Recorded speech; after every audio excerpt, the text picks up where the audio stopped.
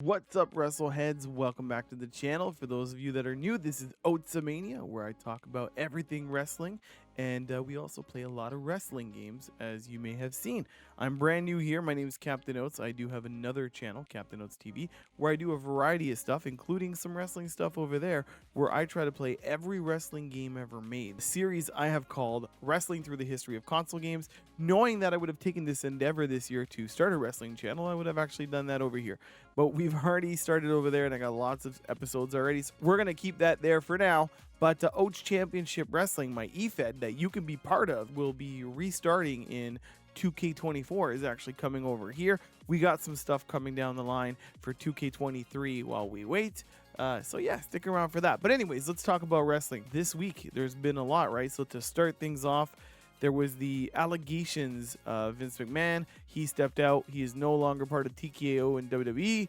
Those allegations are pretty serious and they're pretty gross. They're pretty nasty. So, I'm not surprised to see him go this time.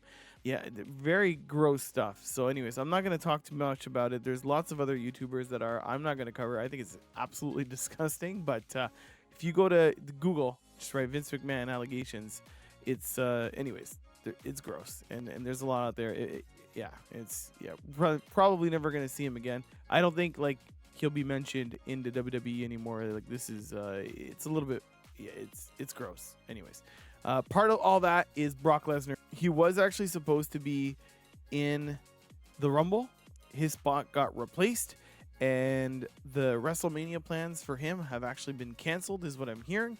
And his merch is actually 90% off. So that's an indication that I think they're moving away from Brock Lesnar, being that he's kind of tied to these allegations. That's kind of what's happening now, right? Especially with TKO, they don't want to take a chance here. I completely understand the side of business here to do this. He was named in the allegation. They want to protect the business, and I think in the day and age that we live in, sometimes it sucks, but that's what they're going to be doing. Now we're going to move on to Raw. Vengeance is tonight. NXT Vengeance. I didn't actually watch NXT this week, so I'm not going to be talking about NXT. Vengeance is actually tonight. It's at 8 o'clock, and yeah. So I hope for those of you tuning in, I think it's going to be a great show. I did do a prediction video from 2K23 already. That's on my channel. Over on Raw, it started off with seeing Pat McAfee return to commentary with Michael Cole. He's an okay commentator, not up there for me, but he's an okay commentator. I'm sure some of you probably enjoy him. He's back. He's made his return, but there's been quite a few things that happened on Raw, so let's touch on that. We'll start off maybe by some of the things that are lower to build up to kind of some of the bigger things. The Kabuki Warriors did defeat Natalya and Tegan Nox. Natalya, as always, I'm a huge Natalya fan, being Canadian. She put on a heck of a show. Tegan Nox was kind of not there to help out, so you can kind of see what they're already building up towards there, especially with what happened at the Rumble. Kabuki Warriors, as always, put on a great show. In other women's tag team action, you had Shayna and Zoe, very strong, taking out Piper and Chelsea. They're very strong, and you can see what they're doing there. You need that. Yeah, I find, I don't know if it's just me, but the women tag team scene on Raw just needs that extra buff, and Shayna and Zoe have just been really dominating over there, and always fun to watch them wrestle. But yeah, I don't know, they need something to counter that. I'm not sure, maybe Nia at some point, or Rhea, maybe they start teaming with someone. I'm not sure, but that's gonna have to happen at some point, I think. Jay, let's talk about Jay. Jay took on Bronson Reed and won. I thought it was a great match. It was great to see Jay win. Ever since he wrestled Roman, and then the whole thing with Jimmy happened, I don't know, I've kind of been disappointed with Jay on Raw. He's done a lot, don't get me wrong. He's been in great storylines, but I've just been disappointed. I really wish they would have done more with him.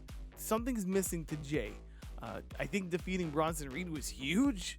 Especially after seeing how Bronson did in the Rumble and stuff like that. So I think it's good on him. It's a good notch, but yeah, I want to see more from Jay.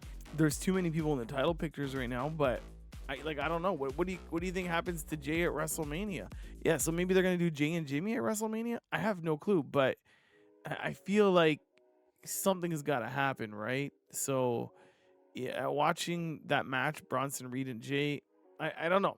Great on Jay, but again, I want to see more for Jay. The segment with the Judgment Day, if you happen to watch Raw, R-Truth, they finally, I had liked that they did that because basically Judgment Day ganged up, you know, other than Mr. Senior Money in the Bank.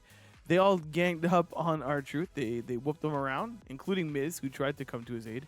As much as I think some people might not have liked that, they had to do that because the whole comedic thing was kind of, I think, taken away a bit from the Judgment Day. I love R-Truth as much as the next person. This guy's hilarious. He's been fun to watch, especially over the years. And actually, right now on my channel, for those of you that might not have remembered what R-Truth used to be like, right? Truth and Consequences. Smackdown versus Raw 2011 Let's Play, that's on my channel. R-Truth makes some appearances there. And he used to be like more, he was hardcore, he'd come out and spew insults and talk like he was really like aggressive and like he just wasn't the same person. There was no comedic. So go check it out. It's completely, it's kind of funny to watch, especially when you know what R-Truth is like today. But I think it needed to happen. I think it was a right step in the direction that Judgment Day needed. I'm not sure if that's just the end of it between R-Truth and Judgment Day. My guess is not. I can actually see this leading into, obviously, R-Truth and Miz versus Judgment Day for the titles. I can see that. I know they are doing the #1 contenderships right now for those titles, but we'll get to that in a bit. But I do see R-Truth and Miz kind of maybe like a little bit of a reunion tour for them. They already kind of hinted at that, right, in the last couple months. Continuing on with the Judgment Day, they actually retained against DIY. They did a great job in the match, I found. DIY definitely put up a fight. They wrestled really well. It was a great match to watch. Lots of good spots. Judgment Day came out on top. Kind of thought that was going to happen anyways watching that match. I was surprised. At one point, I did think DIY might win, but I was like, no. It's got to be Judgment Day. And it was. They retained. Gunter defeated Kofi Mania. Kofi put up a fight, man. He put up a fight. That was probably that actually was my favorite match, I think, to be honest. For me, on Raw this last week, Imperium attacked after. Lots of rumors. People think Big E's coming back. Big E might dethrone Gunter. I don't know about that. I think Big E, I've seen him tweet. He kind of says if the moment's right, but he's also happy kind of where he's at right now after being injured. So it's hard to say. Gunther versus Kofi was a great match. If you have not seen that, at least go watch that. There's replays of it on YouTube as well that you can watch directly from the WWE channel. I can't see Gunther and Roman both losing at Mania, but these guys are on streaks, and obviously those streaks are going to break at some point. It's just who's going to do it. I don't know. Big E, question mark, not sure. But Imperium keeps attacking the New Day, so I think something's eventually going to happen there. There's no doubt. There's no doubt. Other crazy things that happened on Raw. Nia Jax came out and attacked Rhea, who's walking to the ring. Bayley was out there kind of making her spiel about, who she was going to face at WrestleMania. Rhea comes out, and then Nia Jax comes out and just demolishes her and then says to Bayley, I'm going to do the same to you if this is who you challenge. So obviously we see what's happening with the Women's Championship over on Raw. Nia Jax wants it all. I'm not sure if it's going to go all the way to Mania because Nia does keep saying that Rhea's not going to make it to WrestleMania, so maybe Elimination Chamber, but it's going that way. And that is what it is. That's the way that it's going. We'll get to SmackDown in just a minute. A couple other things happened on Raw that I want to cover. Drew versus Sami Zayn. It is what it is. He low blows Sami, gets the win, makes Drew continue his journey of, heel turn and kind of the emotions that he's going through. It would have been cool to see Sami win after being away for a little bit, but, he hasn't been gone that long. So I think this was okay. Sami is going to be just fine. I'm sure they'll hopefully have some creative direction for him now that he's back. But yeah, it was okay. It was good for Drew because that was not the only thing that Drew did. CM Punk is injured and will not make WrestleMania this year, will not be headlining or anything like that. So he's saying that dream is gone, all while being out and pouring out his heart. I am a CM Punk guy. I will say that. I am a mark. So CM Punk was out and Drew comes out, basically assaults him, etc. And I think basically CM Punk did tell him, I'm coming back for you once I'm healed up. So I think that sets up a feud. Whether or not it's WrestleMania, and I don't think so, though. I don't think Punk will be back by then. But whenever it is, you can rest assured that that feud will definitely be CM Punk versus Drew McIntyre. And now the moment that you've probably all wanting to talk about is Seth versus Cody at WrestleMania. That's right. Seth Rollins called out Cody, saying that this is the title for champions, fighting champions, and that he was the man to beat. He's desperately asking Cody to basically challenge him at WrestleMania rather than Roman Reigns. Everybody and anybody does not want to see this match because this, in a sense, does not end the story. I have some stipulations as to what I think might be going on. We'll talk about that when we start talking about SmackDown. I don't know. I think most people are in the same spot. They don't feel right that this is the right thing to do, but you'll see why they're kind of moving towards this direction. What do you think? Put in the comments down below. Do you think Cody should face Seth Rollins? Seth is a great dude, don't get me wrong, and so is Cody. This isn't what they've been painting. Seth's been trolling him on X quite a bit, telling Cody to make a decision.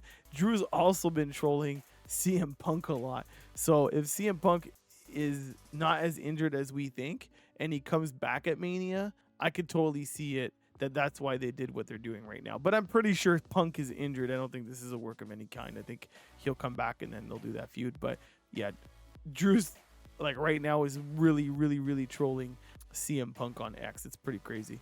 All right, let's talk about SmackDown. KO beat Austin Theory using those brass knucks, but this time he did not get caught.